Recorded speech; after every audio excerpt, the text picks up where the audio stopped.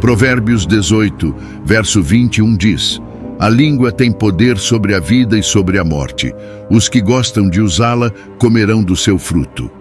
O uso correto da língua pode transmitir vida e, inversamente, o uso incorreto pode transmitir morte.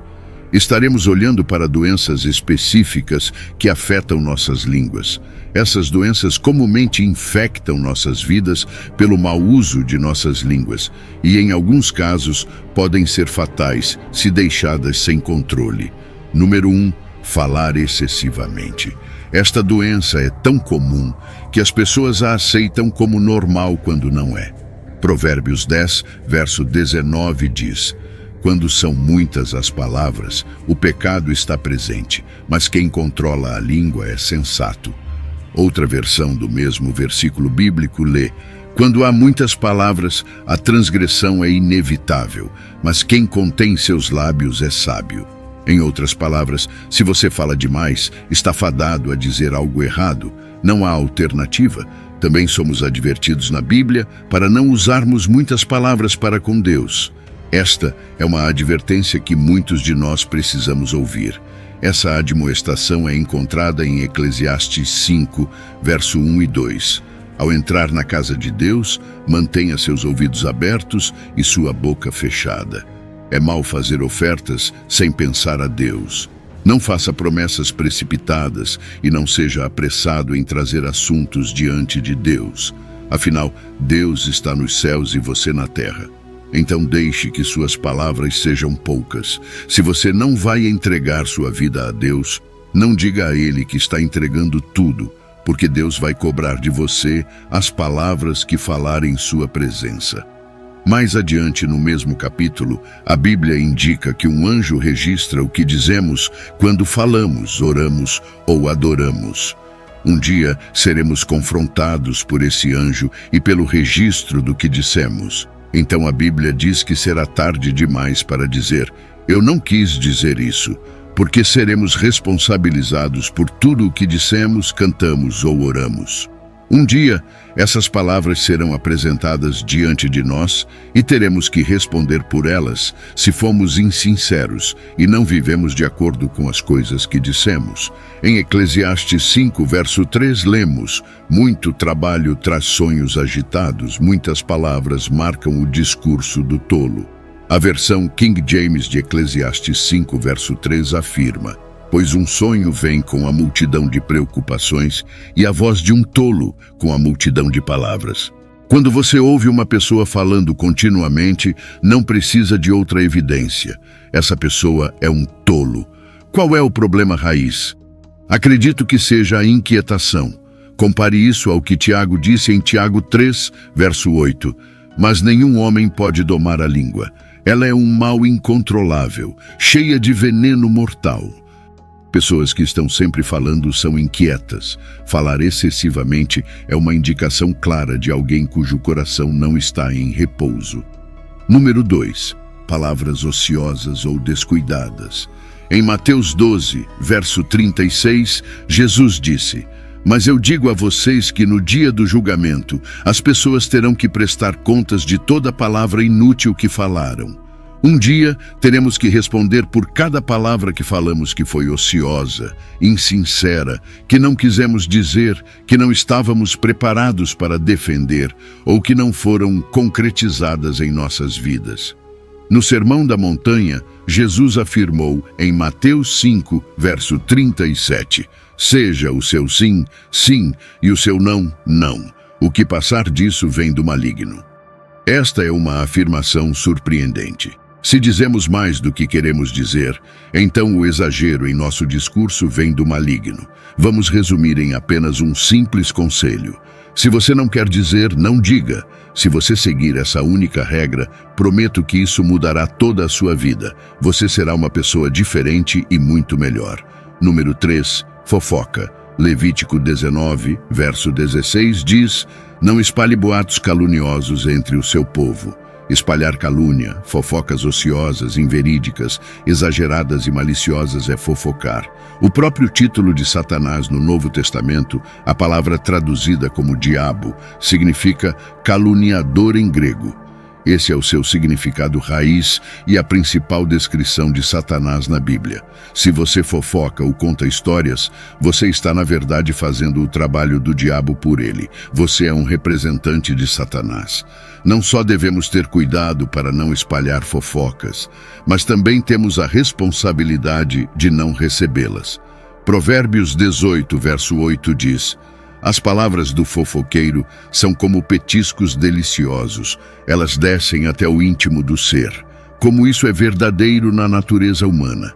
Quando ouvimos algo sobre alguém que é ruim ou os mostra em uma luz ruim, algo no coração humano se alegra. Tenha cuidado para que quando um desses petiscos escolhidos de fofoca for colocado diante de você, você não o engula. Eles são envenenados. Têm gosto doce, mas nos envenenam.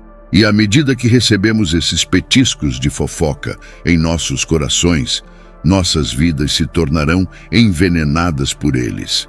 Provérbios 20, verso 19 diz: quem anda falando demais entrega os segredos, por isso afaste-se de quem não sabe controlar a língua.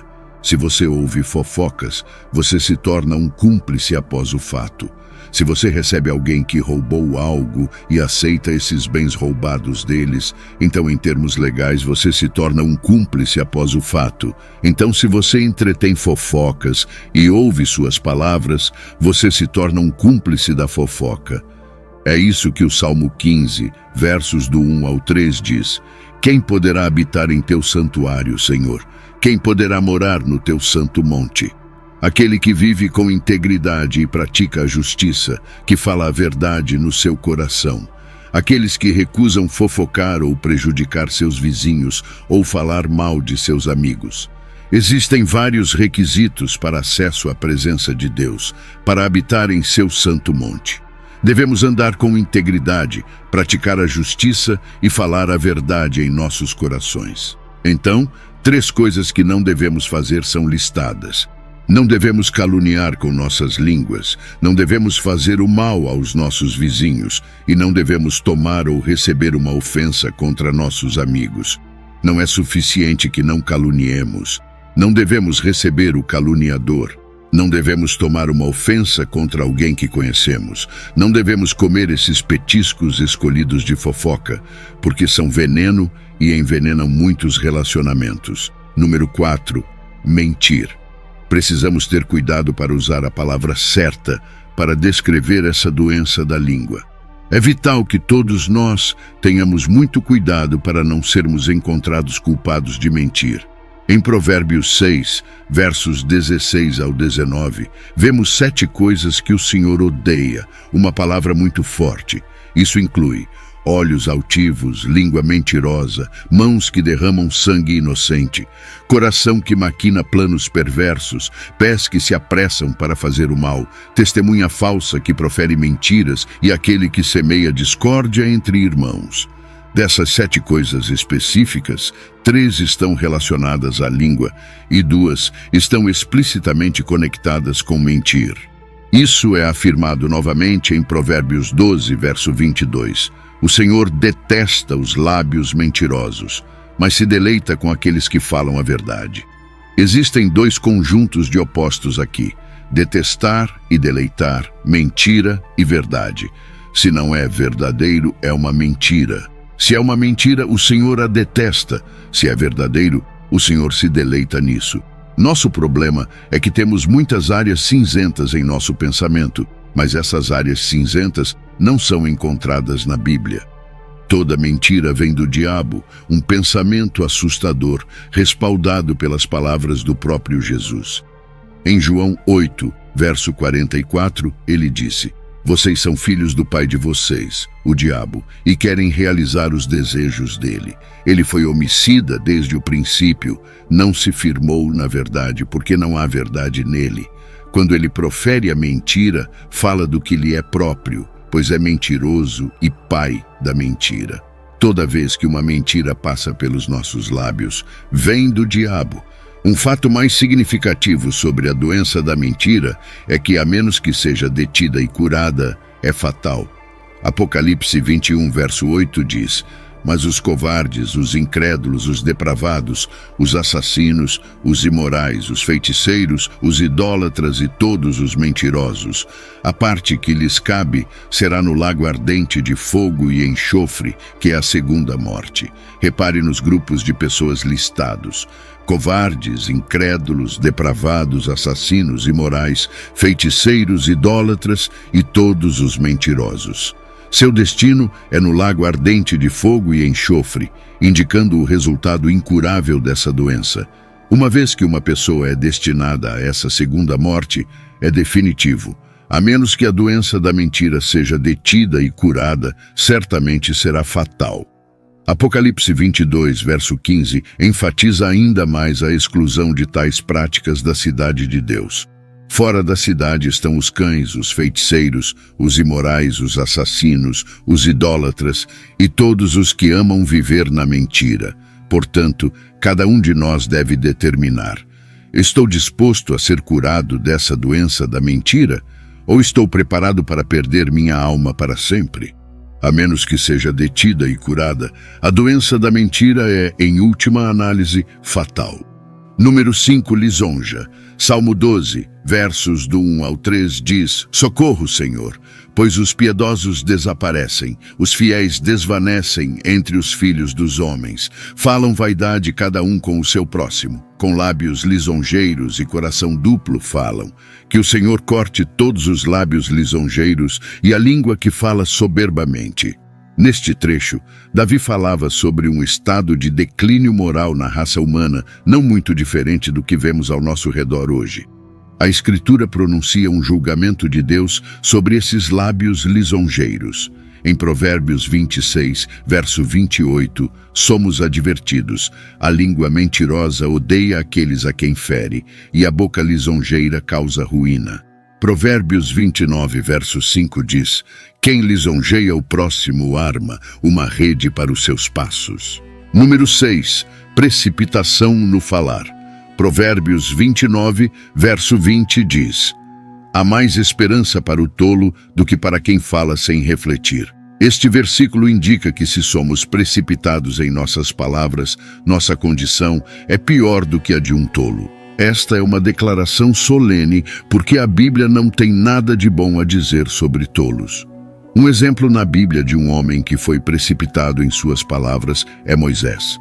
Deus lhe disse para falar com uma rocha e ela traria água, mas na sua ira com os filhos de Israel, ele feriu a rocha em vez de falar com ela. Números 20, versos do 7 ao 12. Esse ato de desobediência, expresso em palavras precipitadas, custou-lhe o privilégio de liderar os filhos de Israel para a terra prometida. Salmos 106, versos 32 e 33, reflete sobre isso, notando que a ira de Moisés o levou a falar tolices. Isso nos ensina que um espírito provocado pode nos fazer falar precipitadamente com nossos lábios, e essas palavras precipitadas podem nos custar muitos privilégios e bênçãos. Estejamos cientes de que nós também não digamos coisas precipitadamente que nos custarão caro no âmbito espiritual. Devemos buscar o crescimento em nosso relacionamento com o Espírito Santo, que, conforme prometido pelo Senhor Jesus em João 14, verso 26, nos ensinará todas as coisas e nos fará lembrar de tudo o que ele disse. Número 7, palavrões. O uso de palavrões e linguagem vulgar é profundamente prejudicial para o cristão, representando uma clara violação dos princípios de pureza, santidade e respeito que a Bíblia ensina. Efésios 4, verso 29 nos adverte: não saia da vossa boca nenhuma palavra torpe, mas só a que for boa para promover a edificação, para que dê graça aos que a ouvem. O uso de palavrões não apenas denigre a quem fala, mas também prejudica aqueles que ouvem, espalhando negatividade e desrespeito.